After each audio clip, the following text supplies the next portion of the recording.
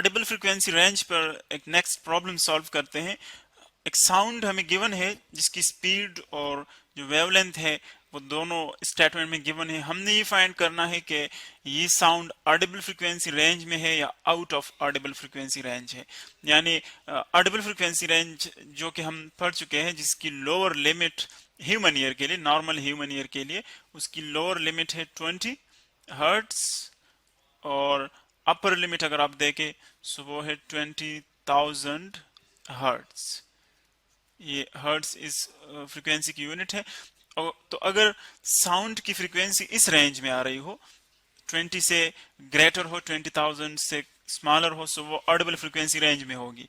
और अगर इससे स्मॉलर हो या इससे लार्जर हो, सो फिर हम कहेंगे कि वो out of Audible frequency range है वो फ्रीक्वेंसी। सो यहाँ पर हम प्रॉब्लम को सॉल्व करेंगे और फिर इसके साथ उसको हम मैच करेंगे कि वो इस रेंज में आ रही है फ्रीक्वेंसी के नहीं।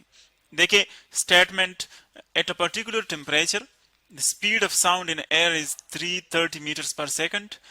स्पीड ऑफ साउंड जो है वो हमें गिवन है, वो है 330 मीटर्स पर सेकंड, यानी एक सेकंड में ये जो वेव्स हैं 330 मीटर्स जो है डिस्प्लेसमेंट कवर कर रहे हैं या डिस्टेंस कवर कर रहे हैं। If the wavelength of a note is 5 centimetre, इस जो नोट है यानी साउंड की, ये एक्चुअली हमारे पास एक स्मॉल ड्यूरेशन होता है साउंड का। जो साउंड का स्मॉल ड्यूरेशन है उसको हम क्या कहते हैं, उसको हम नोट कहते हैं। या पर्टिकुलरली कभी कभी हम इसको पिच से भी रिलेट कर लेते हैं, जो पर्टिकुलर पिचेस होते हैं। सो वेवलेंथ गिवन है इस साउंड का और वो है 5 centimetre. Calculate the frequency of the sound wave, हमने इसकी फ्रीक्वेंसी कैलकुलेट करनी है। और फिर नेक्स्ट क्वेश्चन ये है, does this frequency lie in the Audible range, हमने ये देखना है कि ये ऑडिबल फ्रीक्वेंसी रेंज में है ये फ्रीक्वेंसी या नहीं। सो अगर आप डेटा को देखें, वही स्पीड ऑफ साउंड का जो मैथमेटिकल एक्सप्रेशन हम यूज करते आ रहे हैं उसी की मदद से हम इसको सॉल्व करेंगे। सो फर्स्ट डेटा देखें, speed of sound waves in air एक खास टेम्परेचर पर वो हमें गिवन है 330 मीटर्स पर सेकंड। ये साउंड वेव्स की स्पीड है किसी खास टेम्परेचर पर। और जो वेवलेंथ है, वेवलेंथ देके सेंटीमीटर्स में गिवन है इन वेव्स का। साउंड वेव्स है अगर, सो हम कहते हैं कि वेवलेंथ क्या है। एक्चुअली अगर आप दो कंप्रेशंस लेते हैं साउंड वेव्स में, सो दो कंसेक्यूटिव कंप्रेशंस या फिर दो कंसेक्यूटिव एलोंगेशंस, इनके दरमियान जो डिस्टेंस होता है उसको हम कहते हैं वेवलेंथ। ये फॉर एग्जांपल दो कंप्रेशंस है तो इनके दरमियान जो डिस्टेंस होगा इसको हम वेवलेंथ कहेंगे। और इसका सिंबल है लैम्डा, जो कि यहाँ पर हम यू शो कर रहे हैं। लैम्डा हमें गिवन है 5 सेंटीमीटर्स, जो वेवलेंथ है वो 5 सेंटीमीटर से। अब देखें सेंटीमीटर्स को हमने कन्वर्ट करना है मीटर्स में, क्योंकि हम यहाँ पर इंटरनेशनल सिस्टम की यूनिट्स यूज कर रहे हैं। सो जिस तरह के हम पहले डिस्कस कर चुके हैं, 1 मीटर हमारे पास इक्वल होता है, यानी इसको अगर हम 100 इक्वल पार्ट्स में डिवाइड कर लें तो फिर उस एक पार्ट को हम सेंटीमीटर कहते हैं।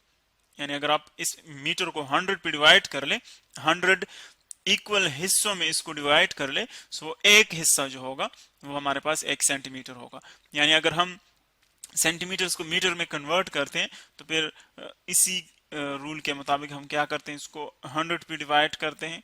100 पे डिवाइड कर ले सो ये आ जाएगा 5 डिवाइडेड बाय 100, 5 डिवाइडेड बाय 100 जो कि इक्वल आता है 0.05, 0.05। अब ये हमारे पास आ गया मीटर्स में। ये इंटरनेशनल सिस्टम की जो हमारे पास यूनिट है मीटर, उसमें आ गया लैम्डा। हमने फाइंड आउट करना है फ्रीक्वेंसी, इस साउंड की फ्रीक्वेंसी क्या है। सो अगर आप देखें वही जनरल इक्वेशन जो हम साउंड वेव्स के लिए या बाकी जो वेव्स हमने पढ़े थे उसके लिए हम यूज करते आ रहे हैं, वो है v is equal to F lambda.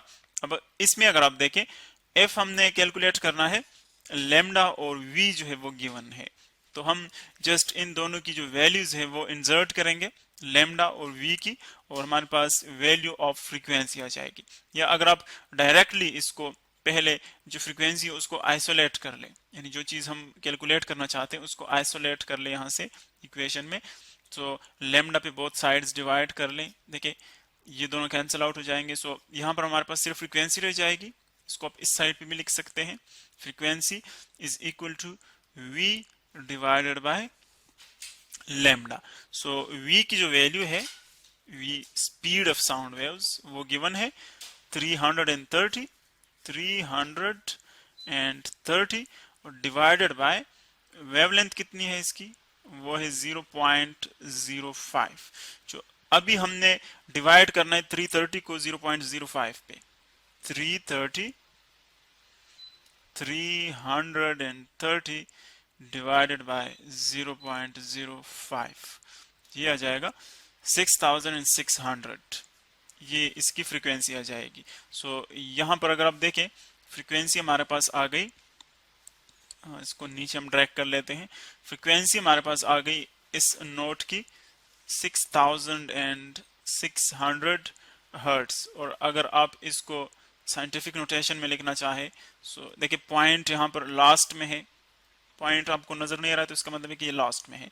सो इसको हम वन नॉन जीरो डिजिट के बाद लगाते हैं। सो देखिए पॉइंट को ले जाएं आप, ये वन डिजिट आपने क्रॉस किया, ये टू और ये थ्री, पॉइंट आ जाएगा सिक्स के बाद। सो हम इसको यूं लिख सकते हैं, पॉइंट सिक्स के बाद आ जाएगा तो ये बन जाएगा 6.6 इंटू जितने डिजिट्स आपने इसको ड्रैग किया उतना उसका 10 पावर आ जाएगा, 10 पावर। सो 10 पावर, कितने डिजिट्स हमने क्रॉस किए, 1 2 एंड 3, सो इसका पावर आ जाएगा 3। और जब हम राइट से लेफ्ट की तरफ जाते हैं, हम पढ़ चुके हैं हमारे पास जो पावर होगा वो पॉजिटिव होगा, ये आ जाएगी इसकी फ्रीक्वेंसी इतने हर्ट्स।